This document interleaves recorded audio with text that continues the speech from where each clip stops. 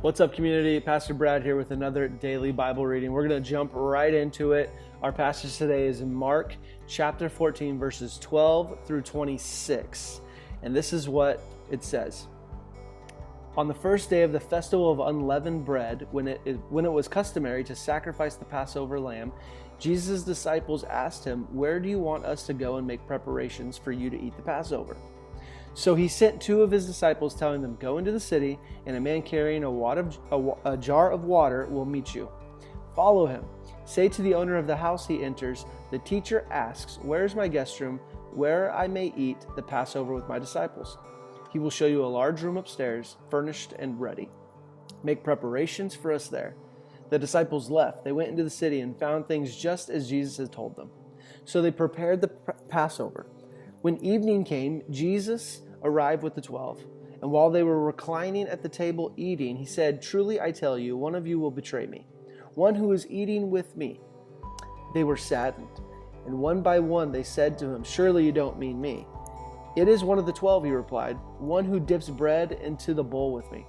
The Son of Man will go just as it is written about him. But woe to that man who betrays the Son of Man. It would be better for him if he had not been born." While they were eating, Jesus took bread, and when he had given thanks, he broke it and gave it to his disciples, saying, "Take it, this is my body." Then he took a cup, and when he had given thanks, he gave it to them, and they all drank from it. "This is my blood of the covenant, which is poured out for many," he said to them. "Truly, I tell you, I will not drink again from the fruit of the vine until that day when I drink it new in the kingdom of God." When they had sung a hymn, they went out to the Mount of Olives. Whew, that's a big passage, man. There's a lot there. There's a lot to chase down, a lot to unpack. But listen, I don't want to get into the actual Passover meal itself, because don't miss Sunday church this week, 9 o'clock, live stream service, because Pastor Brett is going to be diving into the Passover meal, and he's got some really good stuff planned for us. So don't miss out. We'll join you there. But what I do want to look at is the fact that Jesus knew he was eating with the guy, Judas, who was about to betray him in just a few moments.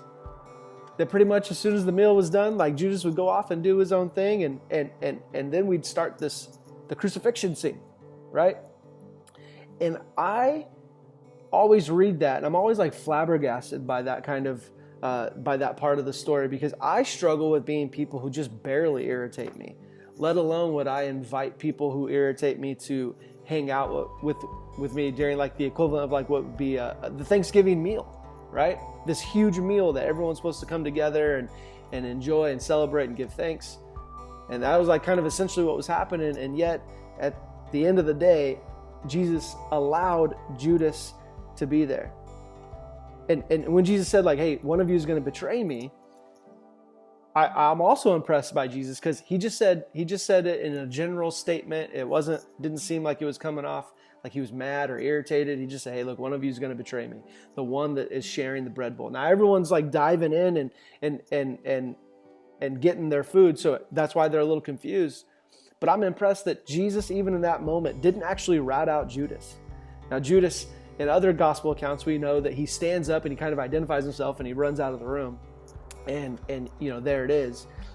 But the ability for Jesus to respect someone, even if he knew that they were about to betray him, to still love them enough to give them a real invitation to sit at the table. I mean, to me, that's huge. To me, that speaks volumes of Jesus' character and understanding his mission and not deviating from it. And I think that's a good reminder for us as we look this week at the fact that Jesus is our liberation from sin and death, right? And it's a great reminder that we're not just saved from, but we're actually saved for. Now, this video is coming out on a Thursday morning, 2 days post-election day. Now, as I film this, we still don't know who the president is. Now, we might find out sometime today. It might be after this thing airs. It might be a couple of weeks from now still. We just don't know. But when that moment's announced, there's going to be some of us who are going to be super excited and elated because our person won. And there's going to be some of us who are just extremely disappointed and maybe sad and a little depressed because our person didn't. But whatever camp you fall into, I still think that we as believers have a real responsibility to create unity in our community, to be people of love and bridging the gap, to be like Jesus, to give real invitations to people that maybe we disagree with, that maybe don't look like us, sound like us, talk like us, that have a different lifestyle than us, that have a different view of the world than us, people that might actually even betray us.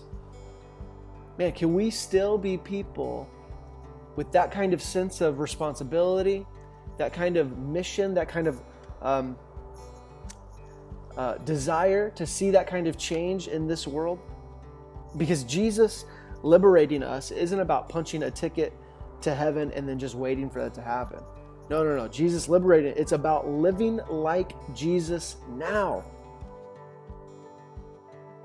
To be people that every action, every word, every movement of our being is done through a motivation of love, because it is God that loved us first. And so we want to be people that extend a real invitation to others and say, hey, look, you have a seat at this table with us and with Jesus. And it's a life-changing moment.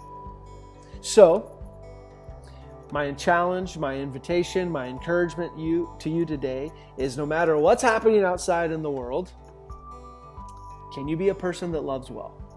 Can you be a person that extends an invitation to the communion table? Just like Jesus extended the invitation to Judas, even though he knew that Judas wasn't going to be there by the end of the night. Can we be people who our actions and our thoughts are all motivated and driven by the fact that we love because he first loved us? All right, family. We'll see you later. Love you. Bye.